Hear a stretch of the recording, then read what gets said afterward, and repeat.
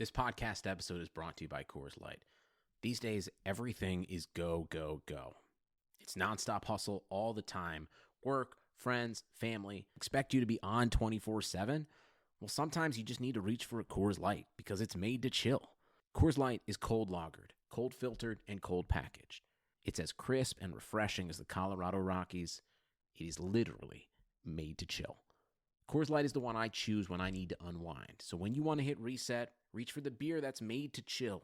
Get Coors Light in the new look delivered straight to your door with Drizzly or Instacart. Celebrate responsibly. Coors Brewing Company, Golden, Colorado. The Timeline is a Blue Wire podcast. Bridges, he's amazing in there with his catches in the paint. There's not many guys in the league can do that. Feet up top, DA hammers it home. That'll get a timeout for Frank Vogel and the Lakers.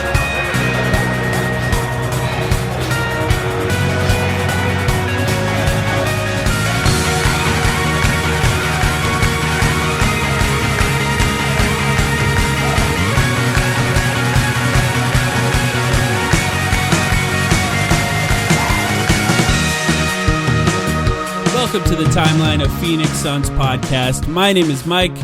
I'm here with Sam. Sam, how are you doing? I'm doing great. The Suns continue to play well. Let me ask you something, Mike. You are fresh off.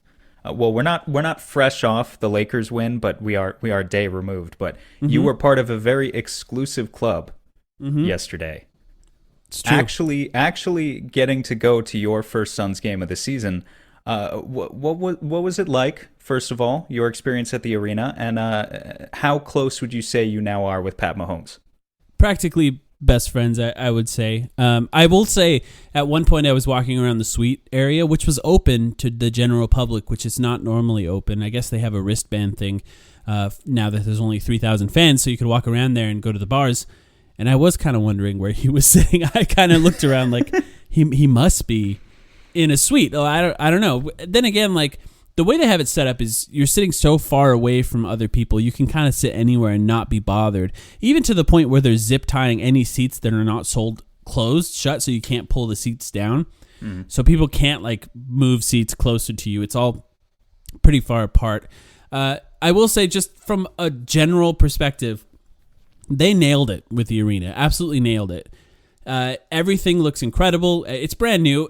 And I hated it before. Like, I loved going to Suns games, but it felt like going to an arena for an unserious team, a team that was just not taking the basketball team as seriously as they should, because the arena was old, the bathrooms are bad, it wasn't really accessible to handicapped people like a lot of the arena. The nachos were cold, yeah. The nachos were cold, yeah. And now it doesn't feel like that at all. It feels like a state-of-the-art arena, which is very nice. I will say, if you're going to a game, the upstairs, the second level, which is really the fourth level, the cheap seats, is not fully done yet. A lot of it is still being worked on. It doesn't look like they have all of the concessions done. The floor is still cement up there. It all looks less complete than the bottom, the actual ground floor, which maybe will be something that's done over the summer. Maybe they won't make it nicer. It is the cheap seats after all. Not exactly sure what they're going to do there. Nothing is cheap, I will say, for a Lakers game. What was especially fun was seeing sad Lakers fans. You know, they still shout about championships after the game. That's just what they do. God. Yeah. And there was a lot of them. Let me ask you this, because I don't even know the local vibe.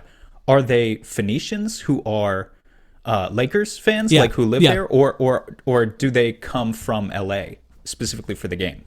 No, I think they're all from Phoenix. Phoenix is very transplant heavy. People who move from a lot of times more expensive cities. Right. There's a lot of like Chicagoans there, I think. Yeah, for some reason, a lot of Chicagoans, a lot of people from LA, just any of the surrounding states, really, because Phoenix is a relatively easy place to live. So there are a lot of them are from other places, or people who just chose the Lakers, which happens a lot, in places where they don't have NBA teams. You just choose the best NBA team. Kobe Bryant was there.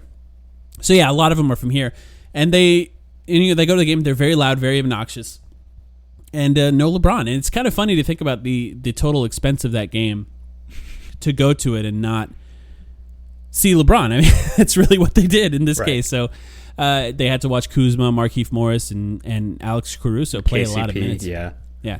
Which I will say, just from like my perspective, what I was hoping for was a game where you could sort of see the Suns tested a little bit, and LeBron makes that big of a difference on this team.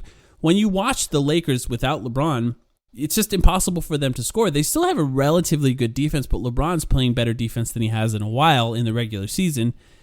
So even the defense is worse. So seeing a team that can't really score, the defense is pretty garbage without Anthony Davis or Marc Gasol because Montrezl Harrell is so bad.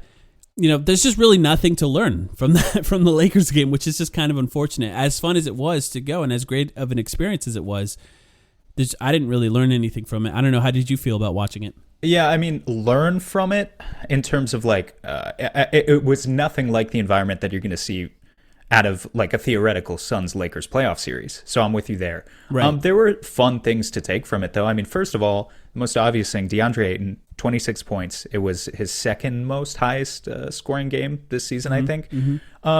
Look, he was matched up on Montrezl Harrell. Montrezl Harrell's a disaster defensively. We know that. In fact, so much so that like Chris Paul and Ayton did enough damage on Harrell yesterday that today on Twitter I saw that Harrell is now on the trade block. Yeah. That's how much damage they did to the man over the span of 2 hours. But still, Ayton had 26 points. He hasn't always looked super confident on the offensive ends of the ball, and he didn't show us anything new. He wasn't taking guys off the dribble, but he was just playing to his role, catching lobs. I thought it was the best game. Yeah, I thought it was the best game DeAndre Ayton has had in a month since probably that Chicago game where he took over the fourth quarter. Probably his best game since then. So that's important. I love to see that. And then Booker played well. Chris Paul had a triple-double. Obviously, he got 10,000 assists. 10,000th assist. That doesn't teach you anything, but it's just cool. It's a reason to go to the game. It's a reason to get excited. So I mean, you take a 17-point win any day of the week. Doesn't matter who the opponent is. Yeah, watching DeAndre Ayton in person in that game was really satisfying, and I think it's no coincidence that his game thrived so well in specifically a pick and roll offense with a defense that was not very good at covering a pick and roll. Obviously Chris Paul's so good at manipulating those big men into positions of that benefit him and benefit the big man. But I think DeAndre Ayton deserves a lot of credit because a lot of cases they were switching on those in really confusing ways for the Lakers. It's almost as if their defensive game plan was not fully executed on every single play. But DeAndre Ayton did a good job of sealing off on when they switched on those pick and rolls underneath the rim and still finding ways to get the shot up and over the little guy that was guarding him, which is vital. I mean, that's a really important thing for him to be able to do. So I hope that continues. As is the case with him commonly, consistency is key. So I hope this is something that can be carried into the rest of the season. That's really vital. Obviously, a trade deadline coming up. We'll see what happens after that. But I have a feel, and the closer we get to it, the more I learn about the trade deadline, and we're going to get to that a little bit more later, the more likely I think nothing is going to happen for a lot of teams in the NBA, which is something we talked about on our last episode as well. Anything else from that game stand out to you? Maybe a couple of bad things, but I think we're going to touch on those later. The good stuff I covered. Well, let's talk about Torrey Craig. I mean, the Suns have a new player. We haven't had a chance to talk about him. Traded cash. They had an open roster spot. We talked about it extensively on our last episode. I even made the joke that if the Suns did nothing with that open roster spot, I was going to lead the charge against Robert Sarver being cheap. So this was a perfect example of that not happening, and a real example of proof, I would say, that the Suns are really looking to try to do something this season, importantly. Obviously, nothing major here, but there may not be an opportunity for any major moves going forward. Just, obviously it takes multiple teams to make a trade. This type of thing, the Bucks needed the roster spot, and they needed some cap relief. So they just gave up Torrey Craig basically for free to the Suns. And the way I look at it, my first thought was when I saw this is, first of all, it's a great fit. I'm not sure how much minutes he's going to play, but he's big, he's strong, he plays good defense. His offense is the type of, you can point at him as sort of a 3-and-D guy that's able to get to the rim every once in a while. But it reminds me a lot of like a Daryl Morey move when he was with Houston, where he was just getting these big, giant wings that are sort of 3-and-D wings. Yeah. For nothing, and just trying it out, seeing if it works. And sometimes it did. Ben McLemore played really well. Yeah. For the Rockets. Daniel House turned into a good player. And even PJ Tucker to an extent, although he was good in Houston, I think never really got the credit he was good in Phoenix. He never really got the credit in Phoenix that he got once he was on actual good teams. So I thought this was a really savvy and smart move by James Jones and company, and I hope he's good. We could talk more about how he fits, but what'd you think? Yeah, I mean, wing depth and defensive versatility is something that every playoff team needs. So just having another body to throw at LeBron, another body to throw at Kawhi, guys like that, Kevin Durant, if you get as far as the finals, right? That sort of stuff is going to come in handy. And Torrey Craig, I don't think he's a needle mover, if I'm being completely honest, not a serious needle mover. Right. Offensively, his game is limited. He's going to be... He can hit an open three, but it has to be an open three. He's not like a real floor spacer. And other than that, his offensive game is basically just maybe some transition finishing or cutting. But defensively, he's long. He's like a slightly frailer Jay Crowder. And, we even saw in the game last night, it took Abdul Nader getting into foul trouble in like 10 minutes in order for him to even see playing time. So it might be difficult for him to get into the games if the Suns are fully healthy. But when he does, like even yesterday when he came into the game, and he probably doesn't know the scheme yet or any of the sets offensively or anything. But I thought he rotated well defensively. He did as much as you possibly could have asked of him in day one. So just another body to go in there and hustle his butt off a little bit is obviously a good thing for the Suns. I will say though, I don't know. I guess I was just expecting the Suns to play the buyout market a little bit more. And I don't mind Craig whatsoever. Yeah, but there's no roster spots. I do wonder now that there are no roster spots what it means for the deadline. I mean, this is like we are T-minus, by the time people hear this, T-minus 48 hours basically to the trade deadline. And I don't know if the Suns are going to do anything, but I have a feeling that a lot of other Western Conference teams are gearing up for some big moves. We can touch on that later. But yeah, I don't know. It's peak anxiety period. And I kind of hope that Torrey Craig isn't all that we're going to do here. if like that's your big push for a championship. Well, yeah. I mean, we said it previously, but I mean, the main goal for the Suns is to sort of recognize how good they are and recognize still what it takes to get even better and to leave no stone unturned. That's really the goal. Leave no stone unturned and don't be too precious about your future assets when you have a chance at a title, which I think that they do if things play out right. Look, LeBron James is injured. I'm not sure how serious his injury is. I'm not sure even if the Lakers knew how serious his injury was, I'm not sure if we would ever even know that. Anthony Davis has an injury that could be extended. It could be longer over time. Beyond that, if the Suns play right, none of the other teams in the Western Conference fully scare me. Now, that's safe to say that they could change. They could get better. I think the Suns have a puncher's chance against the Clippers. If they were slightly better, that chance would get slightly better. Same goes with Utah. Portland, for some reason, scares me a lot.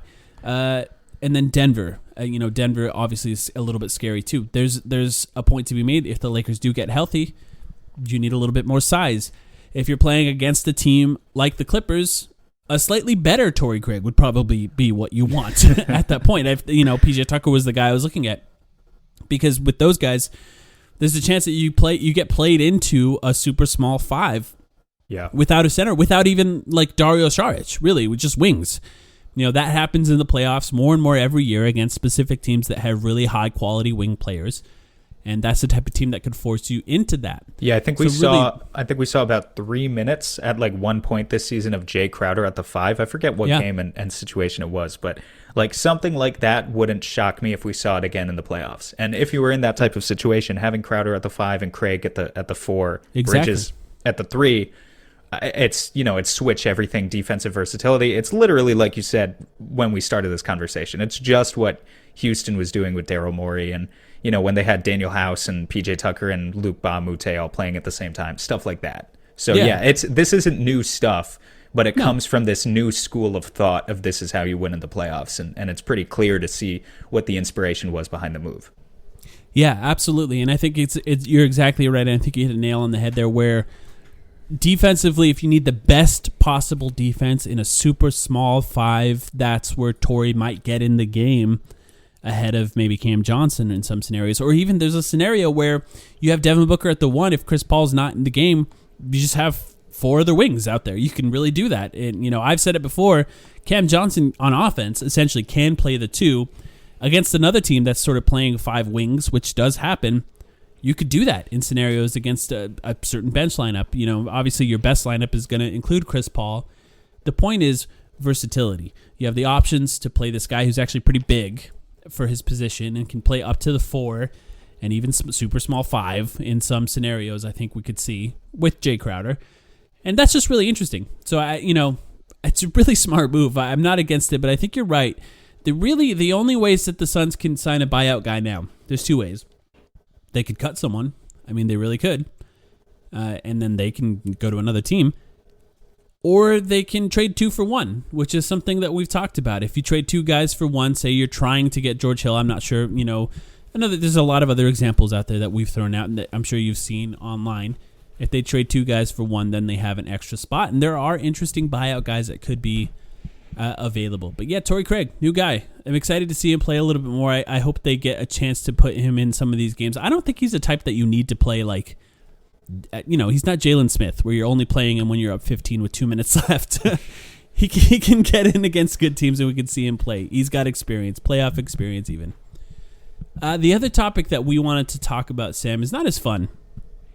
It's Dario. Dario's been, we talked about there's a potential that he's going to regress. Actually, we said that we guaranteed it. He had the best net rating in the NBA. It was sort of a guarantee that at some point his play was going to regress. It's not the worst time for it to happen because there's other things that are working well, but we should talk about Dario. What do you think about Dario lately? Yeah, so I pulled up the stats. I mean, you just look at his past 3 games. He shot 5 for 18 combined in those 3 games. He had more turnovers than assists in all 3 of those games. A negative plus-minus in all 3 of those games, even as the Suns went 2-1. It hasn't been good. And yeah, I would just echo what you said, Mike. We guaranteed that some regression was going to come eventually.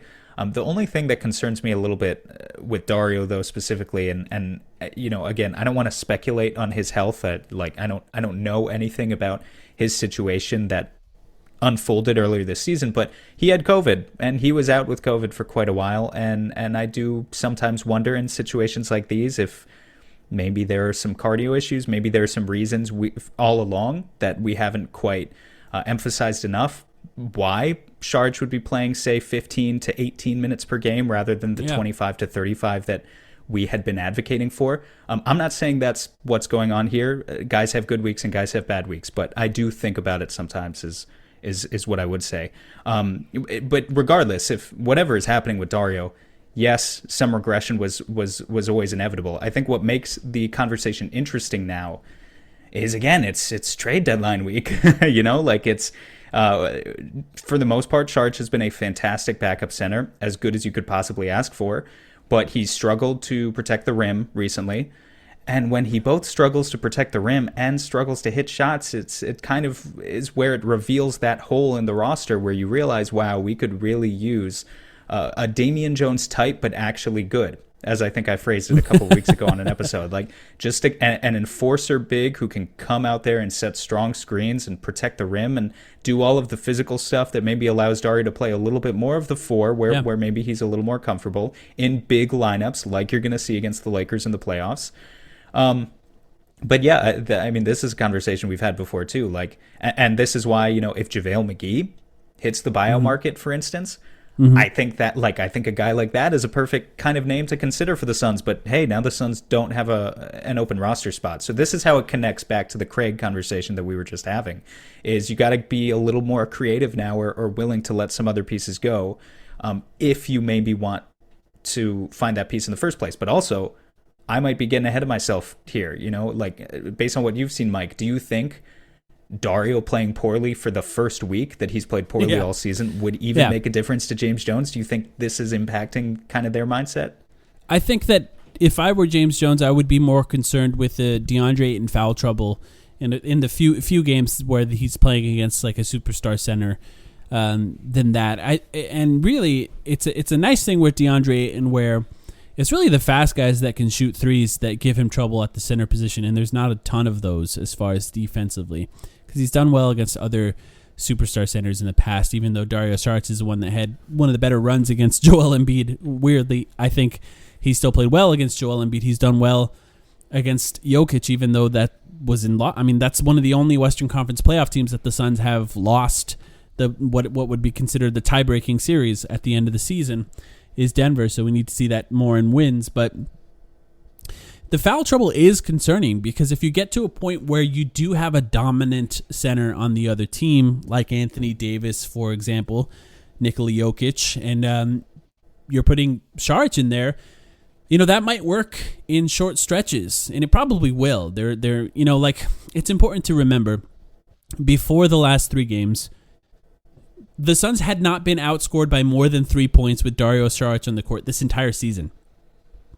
The 2 worst games as far as plus-minus for Dario Saric on the court were the Lakers win and the Minnesota loss. Those were the 2 worst games so far this season. So it's important. The proper perspective is that while he's on the court, the Suns have been great this entire season outside of a few games recently. And I agree with you that, I don't want to speculate on his health either, but he looked lethargic. He looked kind of slow, like his reaction time was slower than recently. I'm not connecting this to COVID in any way. What I mean is, I'm just curious. It didn't look like a normal player playing bad. It looked like a guy that was like slower like slow motion in games for some reason. Yeah, and I just want to say again, it's 3 games. We'll allow guys, especially a guy who's had as good of a season as Dario, to have a bad week, and kind of we can sort of just move on. And I'm confident that the way he played in the past week is not going to be the new normal for Dario Saric. I'm not suggesting that.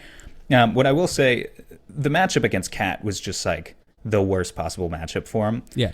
And I think that's the other reason it's important is because it gets you thinking about the playoffs. Like, Cat is a very challenging big to deal with because he can take you off the dribble. He was hitting step-back threes in that game. I still think he's the best. I guess Jokic, it's a different kind of offensive center. Exactly. I think he's the best offensive center. That's where I was going with this, is we've seen Dario in limited minutes. Jokic still terrifies me. He terrifies me for good reason. But we saw Dario guard Jokic in limited minutes in those back-to-back Denver games earlier this season. Jokic doesn't take you off the dribble. He just puts his elbow into you and tries to go to work in the post. And granted, his vision is phenomenal. He'll find passing lanes like no other big can in the NBA. But when it just comes to muscling up and trying to hold him off, Dario, for his weight, seems to be pretty good at that. Anthony Davis, though, scares me in particular because he's the opposite, not the opposite ends, but he's the other end of the spectrum, kind of where very similar to Cat. Very similar to Cat. I mean, Anthony Davis can also post you up, and Anthony Davis is also very strong. Not to mention, Anthony Davis is also a big pick and roll threat that these other 2 guys aren't, and he can leap right over the top of Saric. And he can shoot. Most importantly, he can get it from the mid-range elbow and take you off the dribble. And that's where Dario, I mean, if we're projecting forward, we haven't seen Dario really play a ton of head-to-head minutes against Anthony Davis this year. We have no reason to believe that, this is necessarily going to matter because we don't know if the Suns are going to play the Lakers in the playoffs at all. But you have to think or if they're going to be healthy. Right. You have to think about every potential matchup if you're really trying to win a championship here, and just, are there certain teams where we admit to ourselves small ball works, there's a reason the net rating is what it is, but there are certain matchups where, hey, we have to give Dario some more minutes at the 4 and we need to go out and get another big who can actually match up the way we want to against a guy like AD, who's just a next level, I hate to throw this word out there because it's corny, but a unicorn. If there are only a few unicorns in the NBA, then Anthony Davis is definitely one of them. Yeah. It is so bizarre how fast that Karl Anthony Towns can move offensively and how slow his feet move defensively. It just doesn't connect in my mind. He should be better. He should be better on defense than he is, but for some reason, it just doesn't translate in any way. Just since we've mentioned it, it seems like the injuries sustained by the Lakers recently has sort of affected a lot of people's perception of the trade deadline or what the Suns should do. Not necessarily just the Suns, but other teams as well. I think the Clippers or, even like the Nuggets or even like Portland, who's played well lately, or Dallas, who's like rumored to be in the Aaron Gordon pursuit. Has that affected because for me, it's the same. I believe that the Suns had a shot at a title before this, and that's part of that is predicated on the idea that some of these players ahead of us are on teams that could be considered better than us once the playoffs starts. Some of them could be injured, admittedly. And I believe they have a chance at a title now. So I guess it didn't really change my perception on what they should do in the trade deadline. Did it change yours at all? I try not to freak out because I don't think it's a productive response. Like, I don't think FOMO, fear of missing out, for those who don't know, should be the thing that dictates your trade strategy. You know, you don't make a move just to make a move. I will say, we're sitting here. The first move of the deadline officially happened a couple hours ago. The Clippers traded a prospect of theirs and a couple second-round picks in cash and whatever to the Kings, I believe it was. I don't have the trade in front of me. But they traded some shit to the Kings, nothing valuable, for the sole purpose of opening up a roster spot. And it doesn't take a genius to figure out what they're trying to do 48 hours before the deadline. They're opening up a roster spot because they're going to go out there and spend some more money and acquire some more talent. Yeah, buyouts and trades. I think there are 5 legitimate contenders in the Western Conference. The Lakers being one of them. But if you take out the Lakers, I think the other 4 legitimate contenders in the Western Conference, and the Suns are one of them, all realize that the Lakers look a little bit vulnerable right now, and so there might be an arms race. What I can't figure out is if James Jones is actually interested in playing that game. We talked this isn't a trade episode. We mostly talked about our trade ideas last week. I don't know what James Jones is going to do, but I think there's a good chance the Clippers and the Nuggets and who's the other one? Probably not Utah, actually, but I think there's a good chance the Clippers and the Nuggets, maybe Portland, those teams are going to be interested in acquiring some new talent and kind of kickstarting this arms race. And yeah, I don't know. What was the original question anyway? Just if it had changed, just basically if the injuries had changed your thought on the trade deadline. But yeah, I think you hit on some interesting stuff there, just about the amount of teams that sort of can really go into this trade deadline believing that they could get better. And I think you're right about that. People have speculated that the Clippers traded their only first round pick that they've taken in a while for cap relief. And has that team done anything to save money since Ballmer was the owner? It's like that team is willing to do anything to spend as much money as possible to win a championship. I didn't get that impression at all. I totally agree with you. I think they probably know that someone is coming after a buyout at this point, or they're prepared for it, or maybe they have a chance to make a trade where they get an extra player back. I mean, having that roster spot open, like you said, is the important part. And right. Yeah, we'll see if the Suns do anything. And I guess because I don't think I did a very good job of clarifying my point. Like the idea is just because the Clippers are out there and they're probably about to make a move doesn't mean you should make a panic move. Right. But man, like if, you said it on Twitter today, if every other team gets better and you stay the same, you got worse. That's how it is. Well, yeah, and that's the truth, and I agree with you. And I'm actually still, and I said it before, all of our trade options last week, I still believe that the Suns probably won't do anything.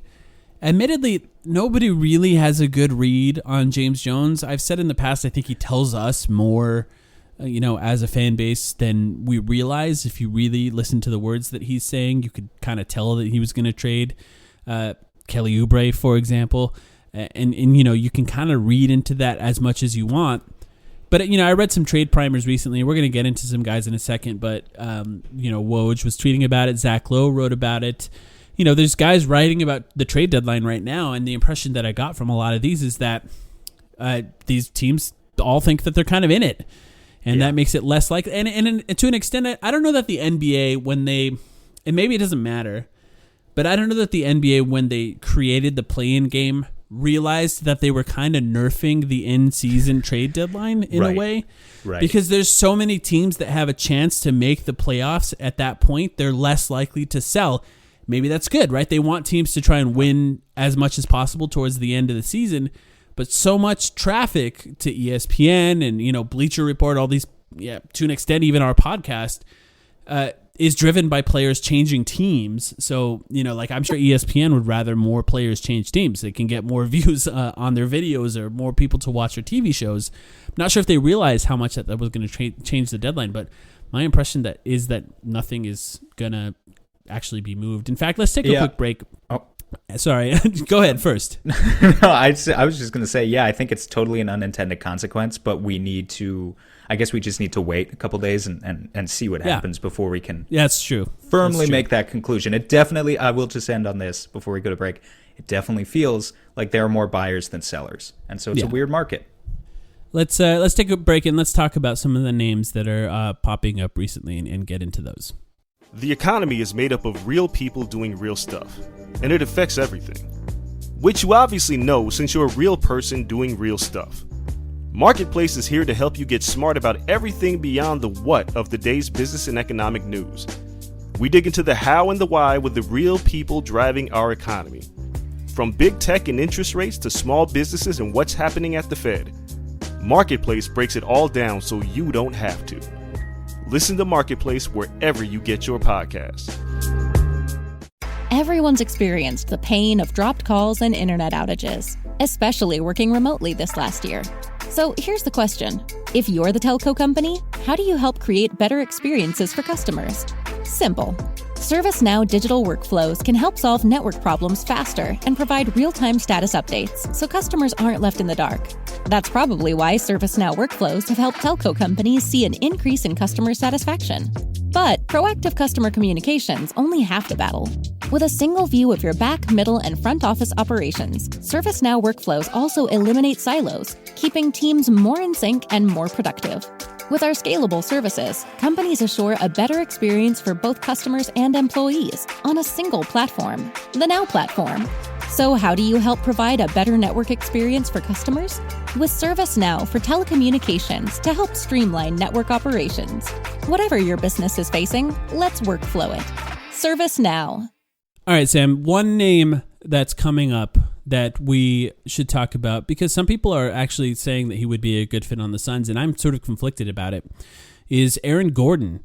And actually, interestingly, Orlando's going to be playing in Phoenix the day before the trade deadline, which is just kind of interesting. You get a good look at a team that could be one of the only teams that could be kind of blowing it up.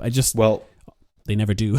If you were going to make the move, Mr. Sarver could save money on the flight to Phoenix to get him over there. Just have him switch locker rooms after the game. It's true. Aaron Gordon makes, I think, $17 million. I don't have the numbers up. Not a ton of money for what he was sort of projected to be early in his career, but enough money that if the Suns were to make a trade, you'd have to give up assets, like real assets, probably Jay Crowder or even Dario Saric, you could say, in order to match the salary on a deal for somebody like Aaron Gordon. And that's kind of where I get stuck. Now, I do admittedly like to picture Aaron Gordon on the Suns. He could be a sort of small ball five like we were talking about. I think defensively he's really nice. He's actually a pretty good passer for his position. Not a totally reliable shooter, but has never really played with a guy like Chris Paul as well. Obviously, the Suns lack athleticism. That's something we've talked about. A guy who can attack the rim regularly. Aaron Gordon, dunk contest, I guess loser, is somebody that can attack the rim. I'm conflicted. What do you think about Aaron Gordon? You just brought up a valid, kind of unrelated point. Who's the best point guard you think Aaron Gordon has played with in his 6 or 7 year tenure with Orlando? It's not Elfrid Payton. Is it Elfrid Payton? So is it DJ Augustine? Probably DJ Augustine, yeah. Like that right there is a convincing argument. I think oftentimes when in doubt, trying to answer the question, is a player on the Orlando Magic overrated or underrated? If they're on the Orlando Magic, they're underrated. I think, and it's not always a totally flawless argument because you look at this team right now and you see that they're 14-28, they're 14th in the Eastern Conference, but they've dealt with a lot of bad injury luck, and they've got some young players at the end of that roster who are kind of soaking up minutes and turning them into a bad team. But the guys who have been there for a while, the veterans, Aaron Gordon, I think, is an underrated player. Vooch, we talked about last week, he's an underrated player. Evan Fournier can contribute to some other team. Like, there are real NBA talents there. And there's a reason that, A, it seems like everyone's talking about Orlando, and B, Orlando themselves are kind of recognizing what we were just talking about before the break, that they may be one of the only sellers here at the deadline, and they can kind of dictate market value in a fashion that they'd like. I mean, I think I heard somewhere that their price for Aaron Gordon was 2 first-round picks and a young player. That to me is ridiculous for what Aaron Gordon is. And so, for the record, he asked out today as well. That it was reported that he asked for a trade too. So leverage-wise, I think that matters too. That definitely does matter. It didn't stop the Suns from getting 2 first-round picks for Goran Dragic when he asked out. True. I will point out. All I think, NBA player though. True. I'll put it this way. I think Aaron Gordon is a better player than like a Jay Crowder or a Dario Saric. I think he's also the type of player who, at 25 years old, in his physical prime, is likely to get better on his next team if that is a winning team and a more positive culture than the one he's been surrounded with in Orlando. I think these are important things. If you just look at the profile that he is statistically, he's been a good defender. We've known that for a long time. He's been an athletic player. We've known that for a long time. He's shooting 40% from 3 this year. I don't know that I buy that at all, but I also don't know that I buy Jay Crowder shooting 38% from 3. So, you know, it's a give and take. And in addition to that, he is also, he's averaging 4 assists per game. That's not something that's very common to see in a power forward, and increasing his playmaking has been a gradual thing for Aaron Gordon. I think for a long time, people have been expecting Aaron Gordon to just 1 year make the leap and become like the 20-plus point per game all-star that people for a long time expected him to be, and he's never made that leap. But gradually, if you've been paying attention, he has taken strides to his game. They just haven't been super noticeable. But he is a better player than he was 3 or 4 years ago. Yeah. All that being said, the things that the Suns need to value right now, I mean, just by virtue of the fact that you'd have to give up like Jay Crowder, it's a no-go for me. And I think the biggest reason there isn't that I think Jay Crowder is a better player, but you brought in Jay Crowder to be the veteran after Chris Paul in the playoffs, who can really steady these guys' heads and be a leader in the locker room. You can't then go out and get a guy who has 5 career playoff games to his name to replace him. I think Gordon is such a talented player on paper, and I understand why there would be any number of contenders out there trying to acquire him. But for the Suns, he's just too young. He'd just be another young guy that doesn't quite know what he's doing. And if you were willing to wait a couple years and let him grow, that might be interesting. But if you're really talking about giving up assets, giving up first-round picks, and maybe like a Jalen Smith or a Cam Johnson or whatever, to go out and acquire this guy and make the best possible team to win this year, it needs to be a guy who you're confident can perform in the playoffs. And Aaron Gordon, we've just never really seen him in the playoffs, so I wouldn't feel confident about that at all. What do you think? Yeah. I really fall into that. Here's the thing. There's probably a way for the Suns to make up the salary to get Aaron Gordon without giving up, say, Jay Crowder.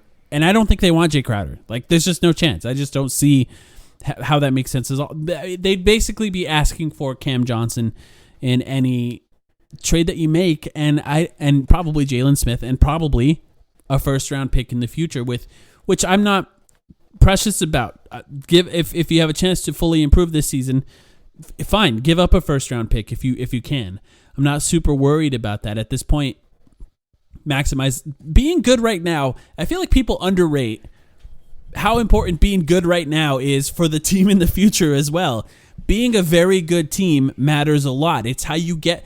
Like, without the bubble run, you wouldn't have gotten Jay Crowder, you wouldn't have gotten Chris Paul. Mm-hmm. Showing that you can be competent, showing that you can be good matters for the future. This idea that selling players or selling picks or is somehow giving up too much to be good right now, I think that's a ridiculous notion in general. Being good makes it possible to be good in the future. You can sustain good play for a long time if you can prove to players in the NBA that you can be good. That matters a lot. It's how you get players like Jay Crowder. Like I said, he had a lot of options. But I will say, the idea that they give up any of that without Cam Johnson, Cam Johnson's really the guy, right? Isn't that the guy that you look at when you look at our roster? And of course, they'd probably ask for Ayton. They wouldn't get Ayton. No. And Cam Johnson, he's not the salary match. He's just like the future prospect. And right. Under team control, right? The way I feel about that is, I know we're trying to assemble the best team for right now, but man, I really like Cam Johnson.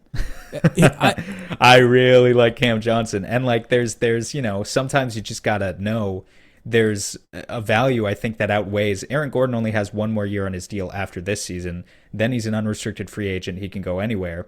You're also going to be paying Mikal, let's say, presumably you're going to be paying hefty sums to both Mikal and Ayton on their extensions at that point. So to what extent you can even extend Gordon without going deep into the luxury tax, we wouldn't know. Whereas Cam, he's got 2 more years on his rookie deal. Then he hits bird rights. I don't know what the team is going to look like after another 2 seasons after this one, but then you've got his bird rights. You have the potential to keep him another 4 to 5 years after that. I know we're talking about future there. We're not talking about the best possible team right now, and it kind of conflicts the logic that I've typically gone with of the Suns should try to win a championship this year. But I just, if you're going to trade Cam Johnson, I think you can do better than Aaron Gordon. I just really think you can. I'm confident saying this. I like Cameron Johnson more for this team than I like Aaron Gordon. And there's I think a magic for like this an season, Orlando. though, let's forget about future for a second. Just this year, can you really say that? Here's what there's I'll say. There's a chemistry argument in your favor. There's chemistry. I also think that Cameron Johnson is maybe one of the more underrated. He's probably the most underrated defender. I agree. On the Suns in general. Like, he's just so totally smart when it comes to defense. And I also think that his upside is probably higher than we've really given him credit for, specifically you and I, because we just rarely talk about what his upside would be, being that he was the oldest player drafted, for one. But that's also an advantage to him, right? When you're talking about building a championship team, if you have a guy under team control with basically making $4 million into his prime, that could be someone who actually does really good things on a team. I have to bring it up because it's too easy not to. Cam Johnson is about 150 days younger than Aaron Gordon. Yeah, that's a perfect comparison. And he's making $13 million less. Yeah. That matters. I know we're talking about being good right now, but Cameron Johnson is good right now, and he allows you to get other players that are good and keep other players that are good, like, say, Jay Crowder, for example. I think the way I feel ultimately is I think Jalen Smith is going to be good in the future too, and I've said that before, but Jalen isn't doing anything for you right now. So if you can go out and get any role player that you really feel is going to make a tangible difference, I'm willing to give up Jalen Smith in the process if you can convince some team that liked him, say, in the pre-draft process. Plus picks, obviously. I'm open to trading Cam Johnson and DeAndre Ayton too, but to trade Cam Johnson, it really probably has to be a very established, starter, a clear upgrade at a position that I just don't know exists. Yeah. Ayton, you'd have to get a obvious star in order to trade him. So those are kind of my levels. Whereas, I'm just not attached to Jalen Smith in the way I'm attached to the other guys. Yeah, for obvious reasons. He's not doing anything. As far as value for what they're being paid, there's really no one more valuable as far as dollar to dollar contract value than Cameron Johnson and Mikal Bridges on the Suns. It's just that what they bring for what they're being paid is way higher than they would get on market value if they were Cameron just Johnson free has the same VORP. There it is, the wonderful stat. Cameron Johnson has the same VORP as Devin Booker. Take of that what you will. And Aaron Gordon, I believe. Aaron Gordon. That's I haven't a good looked point. today, but recently I've looked. If true, that is a well played, sir. Yeah, but the advanced stats are, they're whatever. Take them for what they're worth. You couldn't sub in Cam Johnson into Devin Booker's role and expect him to replicate the same level of success, right? Exactly. So that's why the argument kind of falls apart a little. But there's also, what I take from that stat, a reasonable way to interpret it, I think, is compared to other guys who are playing the same role as Cam Johnson, he is exceeding expectations. Yeah. And that's a good thing. And you're getting a guy who's exceeding expectations for only $3 million per year. Whereas Devin Booker, for a guy who's making $30 million per year, may also be exceeding expectations a little bit, but not massively, Like if you think about the replacement level. He's getting properly paid, yeah. Yeah, if you think about what's a replacement $30 million player who you could put into Devin Booker's place, like the average $30 million player. I'm not even sure what that would be. I don't know what does Andrew Wiggins make? Is he below average at this point? Andrew Wiggins is below average, I think. But he's been kind of good lately. I'll give him a little bit of credit. Yeah, I'm not about to praise Andrew Wiggins on this episode after what he just said about the COVID vaccine. Anyway. Oh, no, I missed that. We don't need to talk about it. That's fine. Yeah, so, look, to bring this conversation forward a little bit, no to Aaron Gordon. Again, I think this is one where there's going to be 8 teams competing for him anyway. I mean, I saw a rumor a couple hours ago from Keith Smith, who we both like a lot, that Boston seems to be really interested. I like that for them. Like, I think for them it makes sense. And Boston is kind of the team that has always talked about, oh, we're going to make this move, we're going to make that move, and they never have.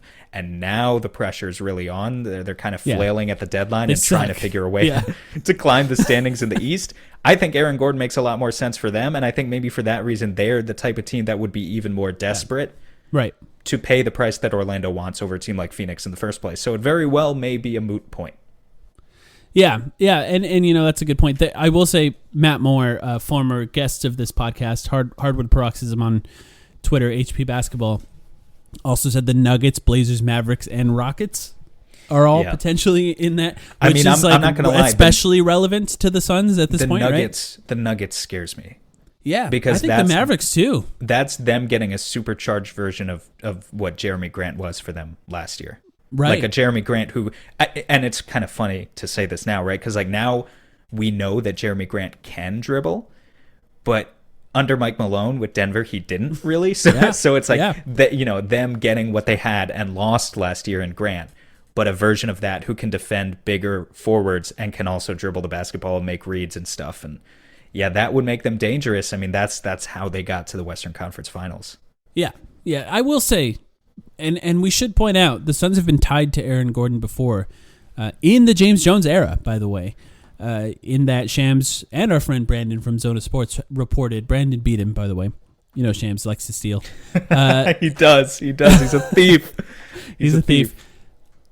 It was reported that the Suns were in talks with Orlando and didn't want to give up Kelly Oubre. Funny now, you know, it worked out for the Suns, but the idea of not giving up Kelly Oubre for Aaron Gordon, I think, sounds kind of crazy to me right now. Aaron Gordon is just better at basketball, and in my mind, you know, as good as Kelly Oubre was for the Suns, he's a flawed player. He's better, but like I'd rather have Chris Paul.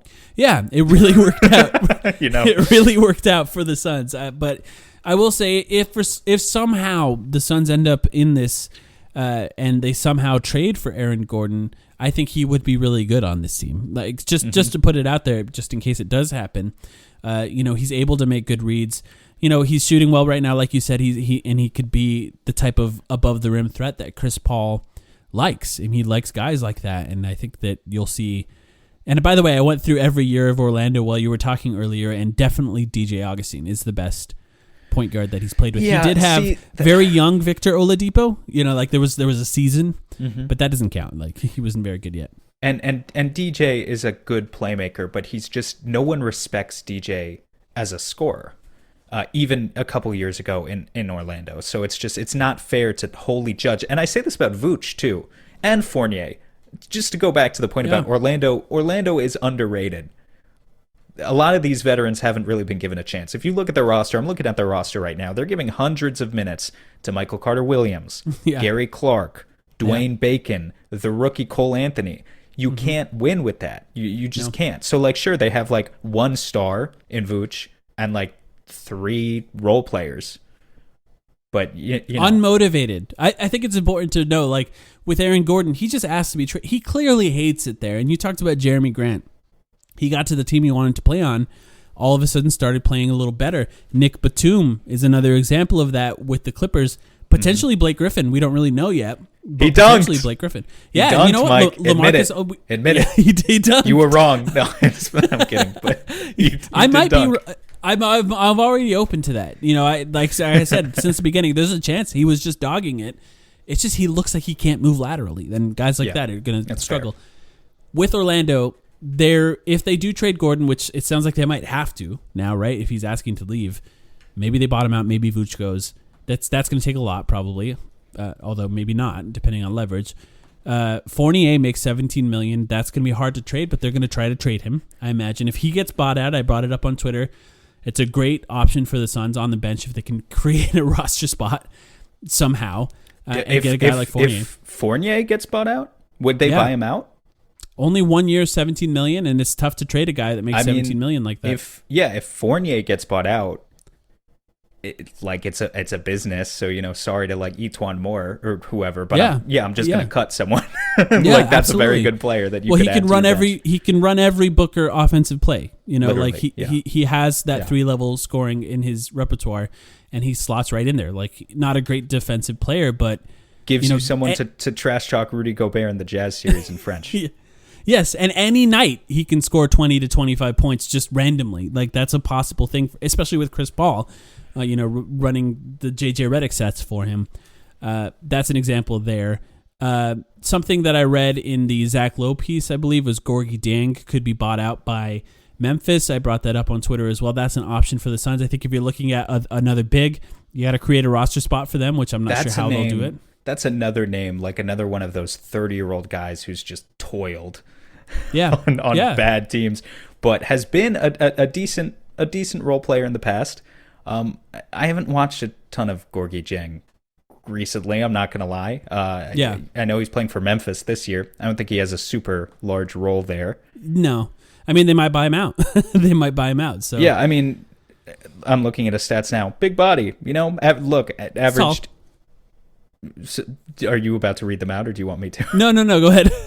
Averages 8 points, 4.5 rebounds, half a block a game, only plays 17 minutes, right? He can hit the three a little bit. Actually, this is pretty interesting. I didn't know Gorgie Dieng was doing this. He's shooting 48% from three this year, 23 for 48. I don't know if that's going to stick, but I guess if he can pop a little bit now, then that's, it's just... Again, Mike, like not a needle mover. He's a body. But he's a body. He's a tall guy. He's a length Damian guy, Jones. too. He's not really a strength guy. You hope that he can play as smart as possible. I think he's an example. Like Jay Crowder wasn't good in Memphis. Like, not being good in Memphis doesn't guarantee that you're not going to be good somewhere else. No, that's true. But okay, so, I'd be happy with that move, for the record. You pick up Gorgie Dieng, cool.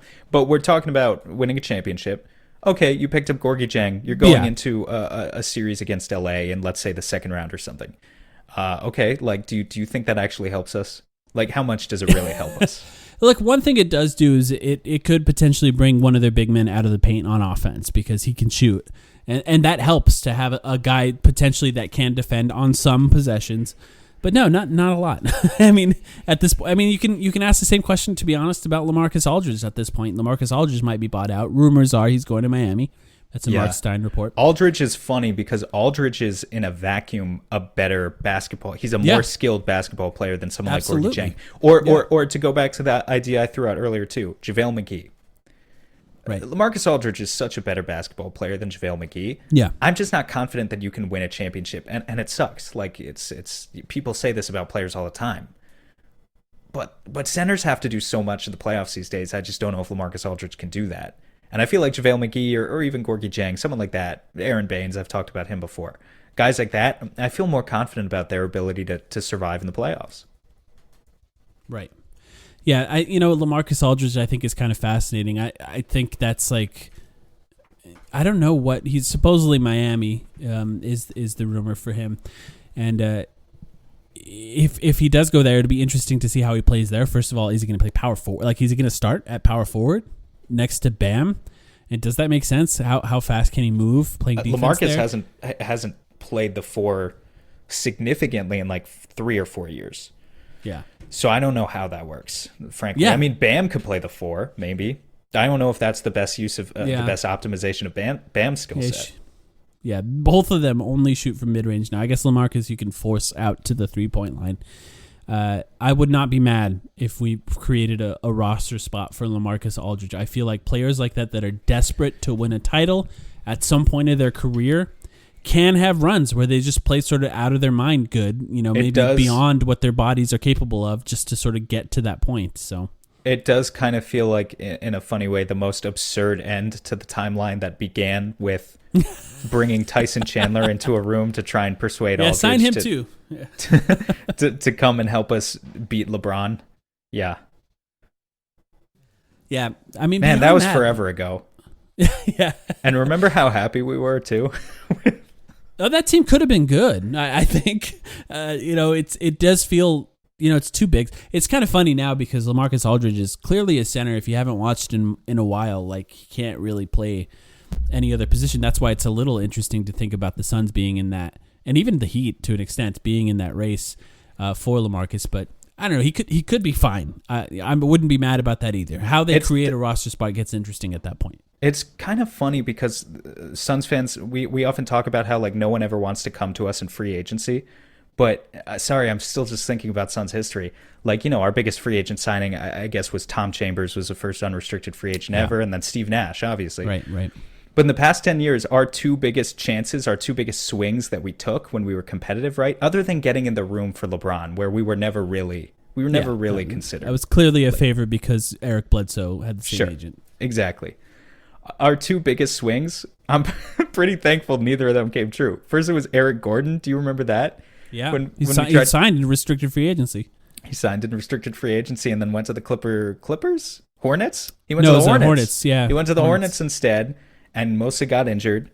And they matched. And then LaMarcus Aldridge. Yeah. Technically much Tyson Chandler, I guess. For as much shit as Suns fans have been through for the past 10 years, I don't think they would be in any better of a position. Or let me put it this way. I don't think the timeline would have been accelerated any quicker had they been successful in getting either Eric Gordon or LaMarcus Aldridge. Yeah, I don't know. Yeah, I guess maybe we would have made a playoff appearance.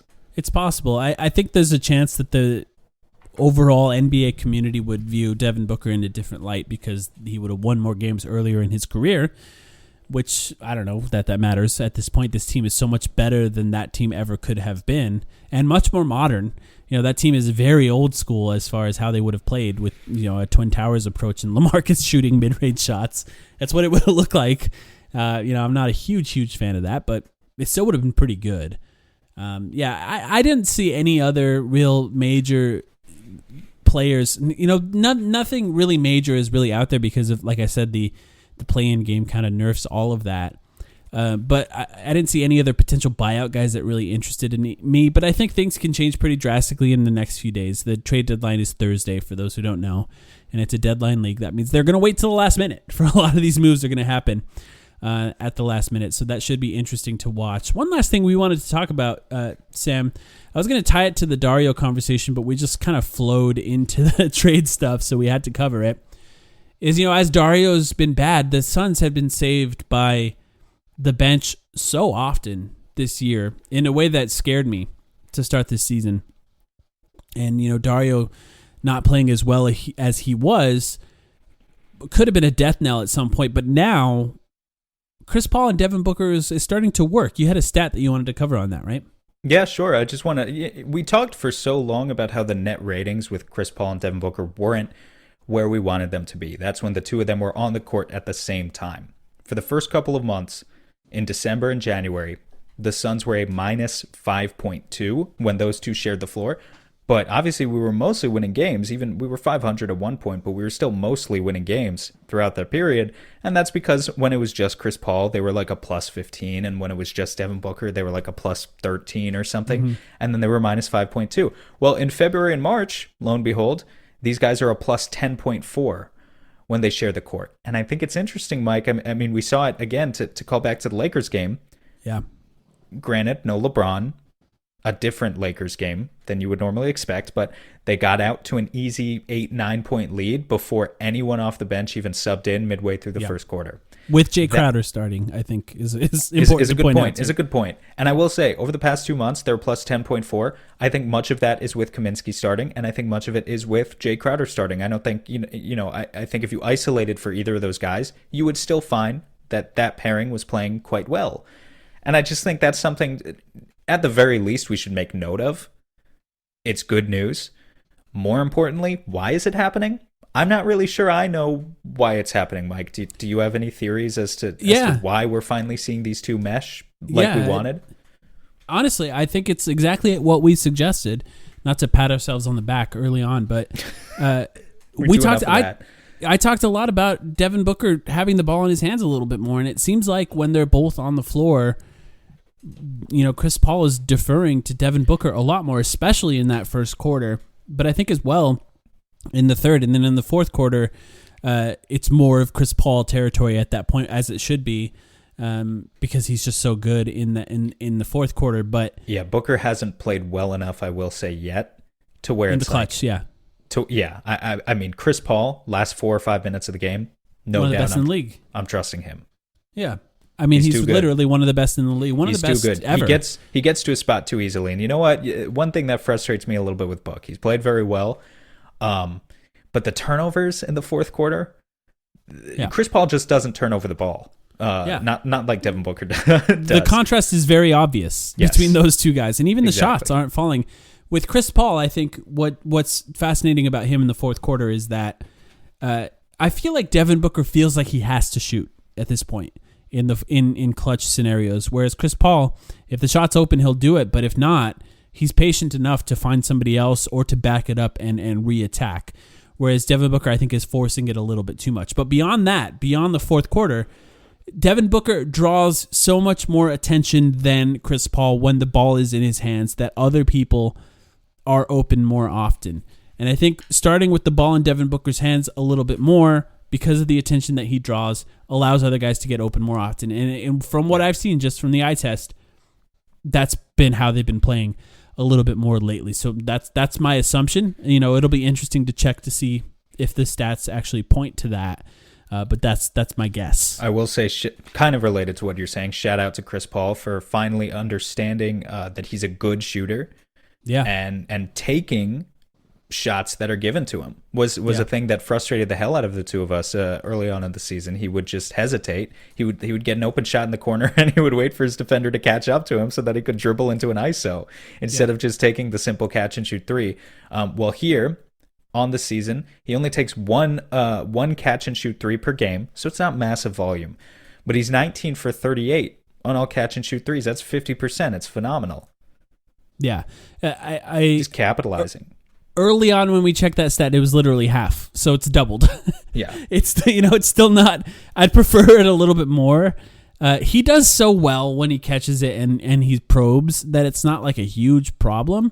But I do think that it would be nice to even see it a little bit more, and maybe that's something that they can change even as the playoffs start coming. I don't really expect it to be something that he just doesn't do it.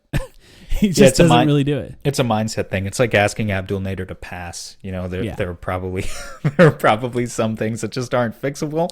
Once you play, tens of thousands of minutes of professional basketball and get up to a certain point, there are certain things that can be tweaked, and there are certain things that probably can't. Yeah. Since February 1st, this is the stat. When I bring up a lot of stats to look at who the Suns are right now, I used February 1st as sort of this dividing line of when the Suns sort of became a new team. They look different since then. He's shooting overall 43% from three, and on catch and shoots, which is 1.3 a game, so a little bit higher, as you know, he's bringing it up from that 0.5.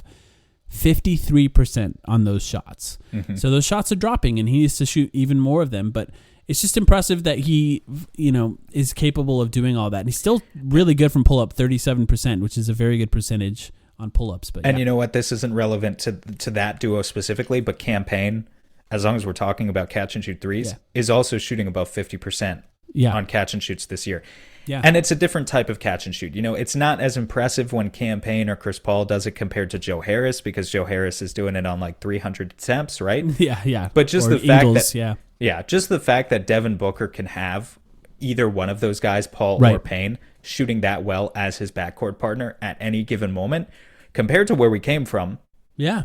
I mean, you know me, I'm the biggest Shaq Harrison fan alive, but like compared to some of the backcourt partners he had a few years ago, Elie Okobo, D'Anthony Melton, guys who could not hit even a wide open three if they got it.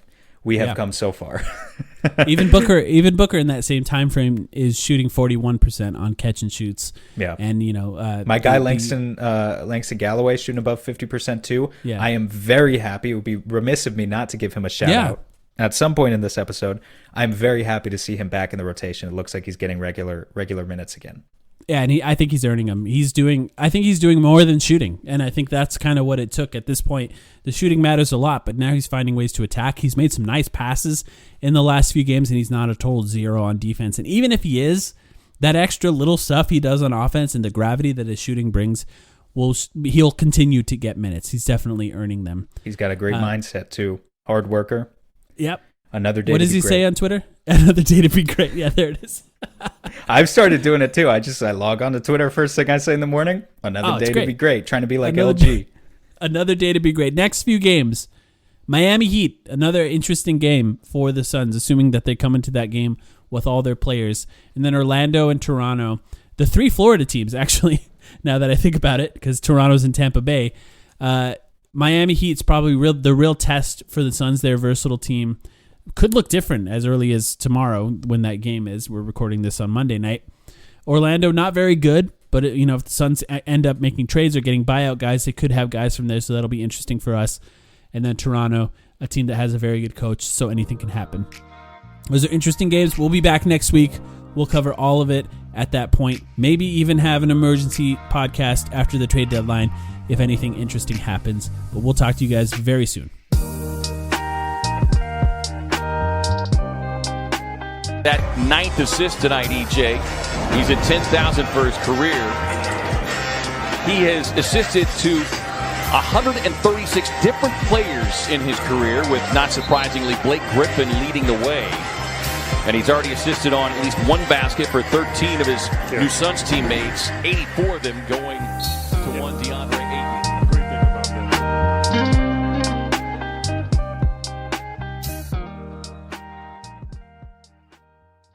Having your own home is awesome, but it's also a lot of work. The good news? Finding help for your projects is easier than ever. Introducing Angie, the app that puts all your home care needs at your fingertips. Need a pro to fix that emergency leak? Maybe find someone to build a deck, or even set your seasonal tasks on autopilot. Angie can handle all that and more. Expert pros, hundreds of home projects, clear pricing, and the easiest way to book and pay in seconds. This is Angie, your home for everything home. Download the app today.